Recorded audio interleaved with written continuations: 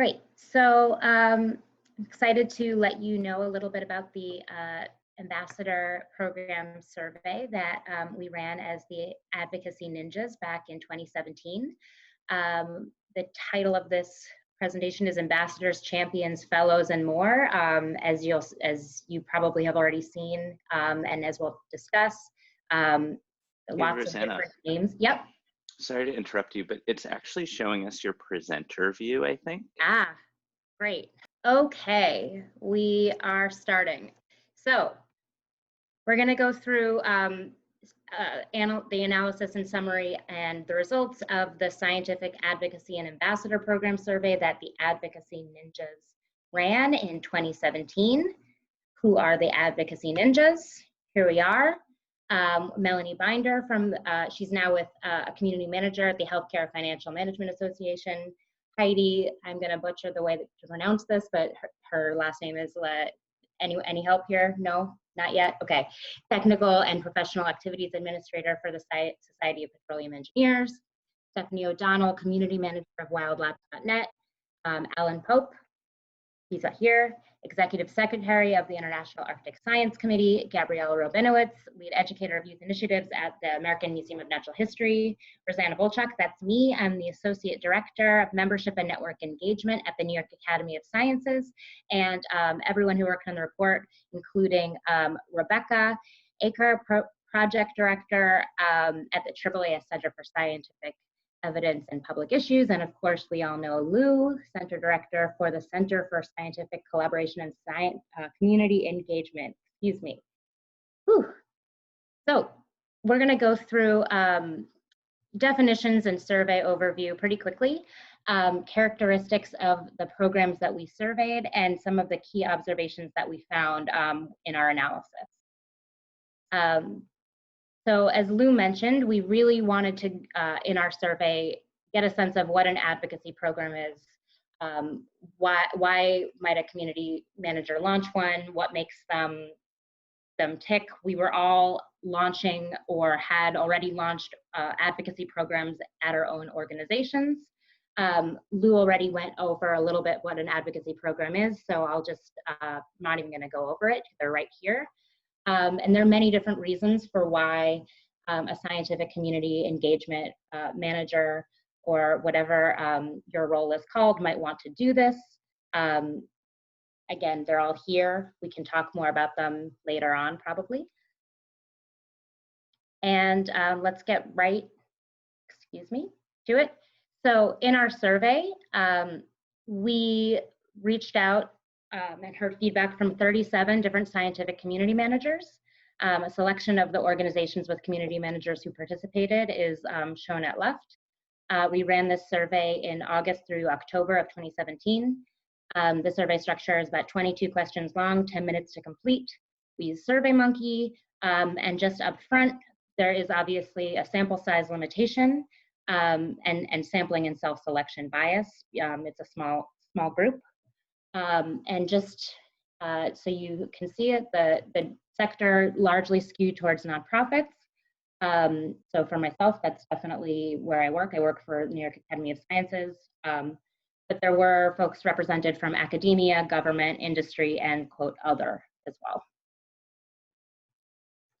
And our goals of this survey were really to figure out what the commonalities and differences were across advocacy programs in STEM, and to get a sense of what makes them successful, right? Like, how do we measure whether these programs are really doing what we want them to do? And the survey was organized into 5 distinct themes. So just overall community and membership characteristics, who are the people in these communities, things like that. Advocacy program characteristics, what does the program do? How is it structured? Recruitment for the program, how do we find our participants, our members, etc. Incentives and support for the advocacy program. Is the program funded? What do participants get in return for participating and contributing their time and resources and energy? And then success metrics for advocacy programs. How do we know it's working? So in terms of advocacy program objectives, the majority of the respondents, and again, these are STEM community managers themselves, so people like you and me, the majority of our survey respondents ranked that disseminating knowledge and resources and cultivating community culture were extremely important program objectives. Other objectives were, increasing community membership, promoting programming, increasing brand awareness, but those two were of top priority. And then just some information on general program size, budget, staff, and time frame. So 32% of the folks we surveyed have between 100 and 1,000 community members. But there was a range. Programs ranged from less than 100 to over 100,000 members. So there's variability there. And then program staff, there's a wide range in staffing structure from volunteers working on these programs to staff of full-time employees all spent on the program. So again, there's a range. Dedicated annual budget, there was some variability here as well.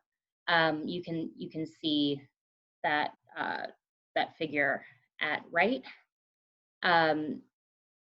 There's all over the map there. And then in terms of program time frame, majority of programs do ask participants to agree to a commitment of an open-ended rolling basis. So I can say for my own program, it's actually about a year, but many do roll over until the next year, so it's pretty free-floating.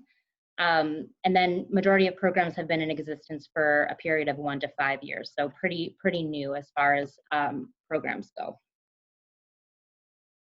And then in terms of application and recruitment, majority of these programs collect applications via formal application form or an email to program staff.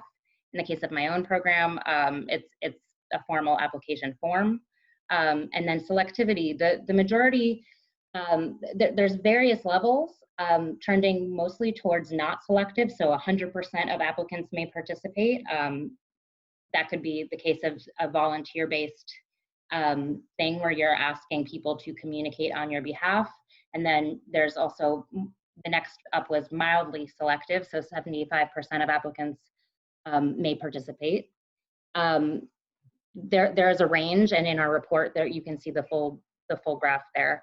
And then if you look at right, you can see the other ways that participants may apply and be recruited. So the next up after applications and emails to staff is nominations. So it would stand to reason that those might be a little bit more selective than the ones where you can just fill out a form online. And then in terms of naming, there's some variability in what participants are called. So a third call program participants ambassadors, 1/5 call program participants champions. If you look at the right, there's some variability there. And then in terms of just the responsibilities that folks conduct here, so majority indicate that participants carry out both online and in-person activities. So, and then participation tracking, the top cited mechanisms for tracking participation is through self-report, so the honor system there, checking in through surveys.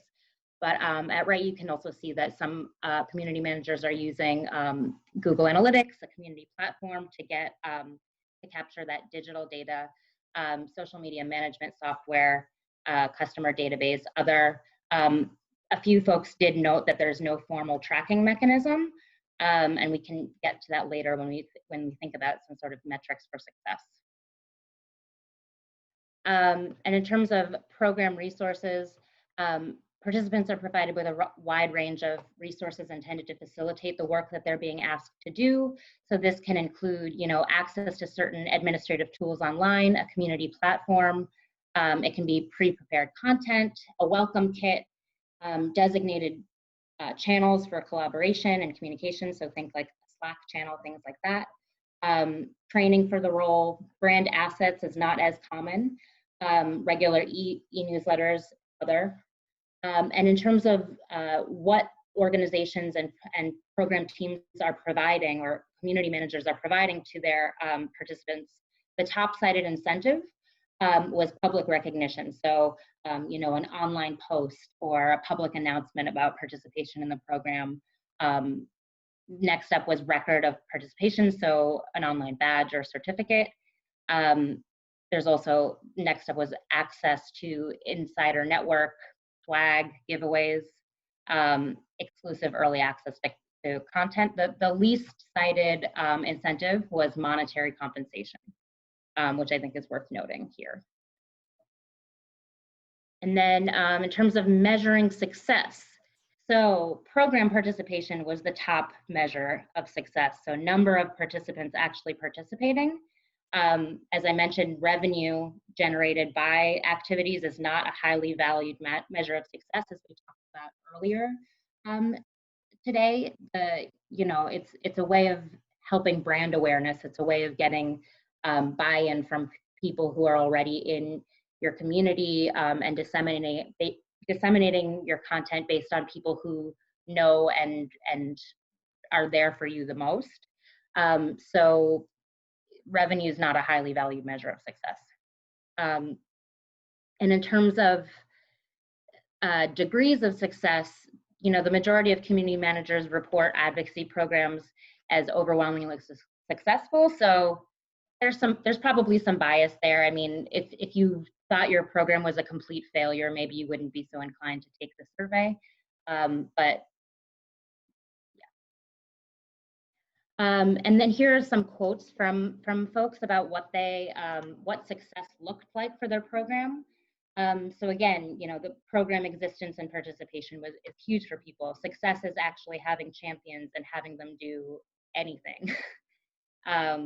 You know, personal growth from participants, helping researchers achieve gains in their research, education, scholarship, and creative activity.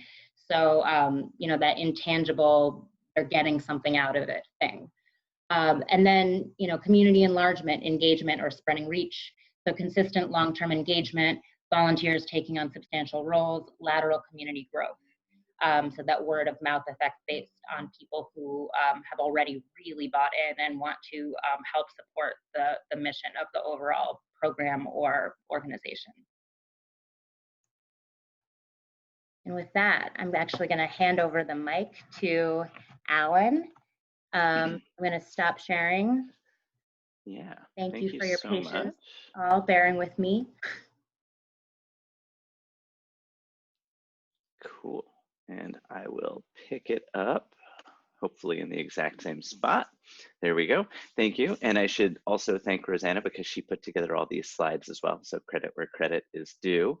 So Rosanna laid out where kind of the summary data, and what we said before was we're interested in some of the similarities and differences between different advocacy programs, as well as what success looked like. And so tried to, I don't think any of us in the group, that I think we might have had one social scientist, so this is a little bit of an experiment in new kinds of data for us, but trying to come together with some stories between these different kind of questions that we asked. So you noted earlier on that these were fairly young programs. The majority of them were between 1 and 5 years. So the question was, is age just a number, or does the age of a program have an impact on the resources and activities or reported success metrics? And so though the size of an advocacy program's larger scientific community was not correlated with age, the size of the advocacy program itself was correlated with program age.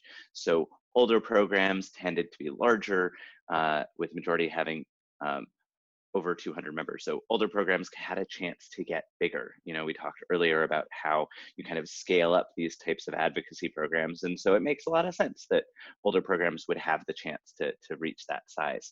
Older programs also had the biggest budgets, but interestingly, newer programs offered more incentives for participation. And whether that was because they really felt the need to offer incentives to get off the ground, or if it's, you know, a more crowded space, not really sure. Only 3 programs offered monetary compensation, and those programs were all running for fewer than 5 years. But again, public recognition was consistently offered as an incentive across all age programs. So in terms of space, we're talking about in-person versus online activities. So program space is influenced by an organization's sector. Academic communities performed a majority of their activities in person, whereas other sectors, you know, like that really big nonprofit pie slice, did not show a strong preference for program space. Older programs tend to have an in-person component. Only 1 out of 14 communities that are 6 years or older are exclusively online, and programs across the age brackets consistently favor a combination of both online and offline activities. Supplies and tools provided to participants definitely differ depending upon the program space, which makes a lot of sense. You're not handing physical swag to people if you're not gathering together in person. The majority of in-person programs do not have a dedicated channel or space for communication between participants, again, because a lot of that communication happens in person. And the online-only participants were not supplied with branding assets, which was interesting to see. Budget. Is the budget associated with any aspects of the scientific community or with any particular program characteristics? We wanted to know. So certain characteristics are largely similar across budget size. Organizational sector, community benefits, program objectives, participant commitment level, incentives, and program reporting were pretty similar regardless of budget size. Programs with larger dedicated budgets are associated with a wider range of community sizes. And advocacy programs with larger budgets are able to promote more widely. So programs with large budgets indicate formal marketing campaigns, which makes a lot of sense. And programs with no budget, for example, tend to use marketing tools that don't require resources, which again, makes sense. A lot of these scale with budget. So what about the influence of size on advocacy programs? We were curious about that, and interestingly saw that resources, objectives, commitments, recognition, and applications are largely similar across the size range of advocacy programs, whether small or large. But small programs have unique term commitments. So only small advocacy programs, so 10 or fewer, have terms of commitment that are program or campaign based, as opposed to being more on the rolling basis like Rosanna was talking about earlier. And program size, community size, and resources are correlated. The smaller advocacy programs tend to stem from smaller scientific communities, while larger scientific communities tend to host larger advocacy programs with larger budgets. And we were also interested in the naming aspect of things. Do the names indicate different types of advocacy programs? So goals, selection criteria, and reporting did seem to be pretty similar across program names, but names tend to cluster with scientific community sector and size. Names can also indicate selectivity. So for example, fellows are most selective and often best supported. And then there are just some quirks of naming in there, but it does make a lot of sense to us that names follow the scientific kind of community sector, because again, recognition is one of the most widely provided assets to advocates. And if you're in a different sector, different names will signal different types of recognition in different sectors. So we thought that made a bit of sense. So with that, that's the end of the big conclusions that we reached, but I wanted to point out that our survey is online, as well as all of the data that we collected if you're interested in looking at it. So thank you to everyone that contributed to the survey and helping us pull it together. Dana Burns at AAAS helped us set up the survey as well. And thanks to everyone for listening. And I don't know, I think we have some time for Q&A now, as well as later at the end.